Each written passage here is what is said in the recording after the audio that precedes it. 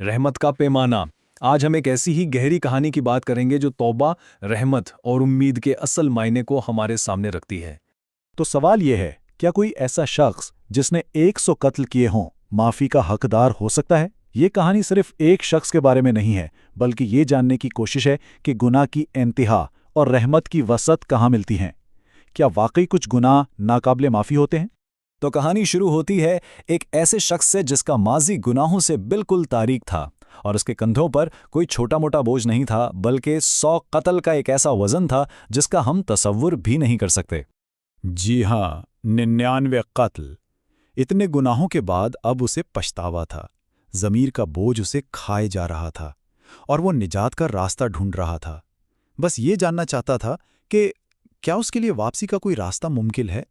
तो इसी तलाश में वो सबसे पहले पहुंचा एक आबिद के पास, एक ऐसा शख्स जो अपनी इबादत गुजारी के लिए बहुत मशहूर था। उसने अपना सवाल पूछा, लेकिन जो जवाब मिला उसने तो उम्मीद की बजाय मायूसी की आग में झोंक दिया। सीधा सा जवाब था, नहीं, तुम्हारे लिए माफ़ी का कोई रास्ता नहीं है। और ये वो अल्फाज थे जिन्होंने उसकी आखिरी उम्मीद भी तोड़ दी। और बस ये सुनना था कि इस शख्स ने शदीद गुस्से और मायूसी में इस आबिद को भी कत्ल कर डाला और अब कत्ल की गिनती पूरी 100 हो चुकी थी। बोझ अब पहले से भी कहीं ज्यादा भारी था। लेकिन 100 कत्ल के बाद भी क्या कहानी यहां खत्म हो गई?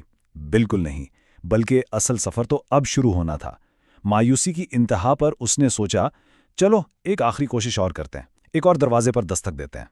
इस दफा वो एक आलिम के पास गया, यानी एक ऐसे शख्स के पास जिसके पास इल्म था।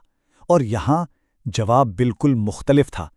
देखें, आबिद ने सिर्फ उसके गुनाह देखे थे, लेकिन आलिम ने इल्म की रोशनी में बताया कि हाँ, बिल्कुल मुमकिन है। क्यों? क्योंकि अल्लाह की रहमत उसके बंदे के गुनाहों से कहीं कहीं ज्यादा वसी है। उसकी बारगाह में तौबा का दरवाज़ा कभी बंद नहीं होता।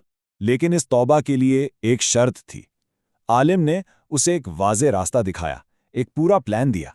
पहला कदम, जिस जगह जिस माहौल में तुमने ये सब गुनाह किए, इसे फौरन हमेशा के लिए छोड़ दो।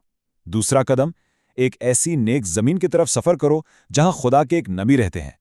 और तीसरा कदम, वहां पहुंचकर इस नेक माहौल में अपनी तौबा तलब करो। उस शख्स ने फौरन ये मशवरा मान लिया और बस निकल पड़ा अपनी जिंदगी बदलने के लिए एक नए सफर पर। लेकिन किस्मत में कुछ और ही लिखा था। और इस बार इसके दिल में बिल्कुल सच्ची नीयत थी। समझ लें कि वो अपने माजी से भाग नहीं रहा था, बल्कि एक नए मुस्तकबिल की तरफ जा रहा था। उसका उठाया गया हर कदम उसकी तौबा की सच्चाई का सबूत था। और फिर अचानक सफर के बिल्कुल बीच में उसकी मौत हो गई। अब यहां आती है असल कश्मकश। अब फैसला कैसे हो? क्योंकि ना तो वो गुनाह की जमीन से पूरी तरह निकला था और ना ही तौबा की मंजिल तक पहुंचा था।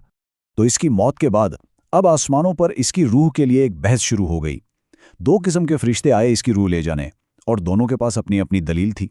एक तरफ थे अजाब के फरिश्ते। उनकी बात बिल्कुल साफ थी, ये तो गुनाहगार है, इसने कभी कोई नेकी की ही नहीं, इसका ठिकाना तो जहन्नम ही है। उनके लिए इसके आमाल ही सब कुछ थे और फैसला हो चुका था।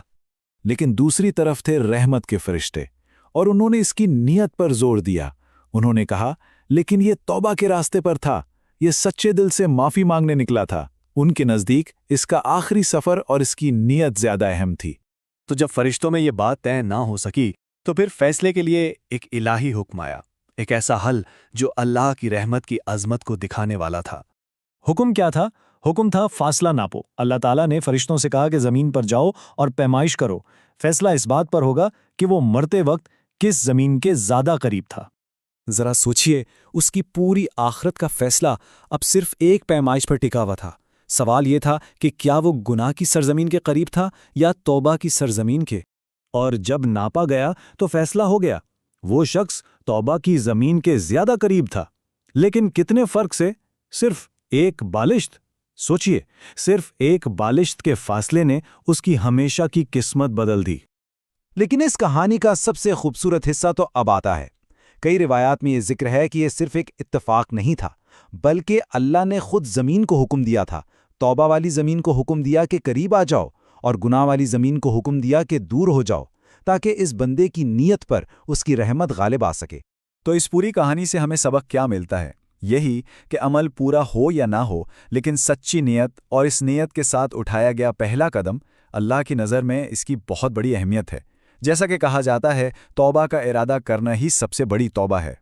تو آخر میں یہ سوال ہم سب کے لیے ہیں، کسی انسان کا فیصلہ اس کے ماضی کے اعمال پر ہوتا ہے یا اس کی آخری نیت اور اس سمت پر جس کی طرف اس نے قدم بڑھائے تھے؟ دل کے بدلنے کا اصل پیمانہ آخر ہے کیا؟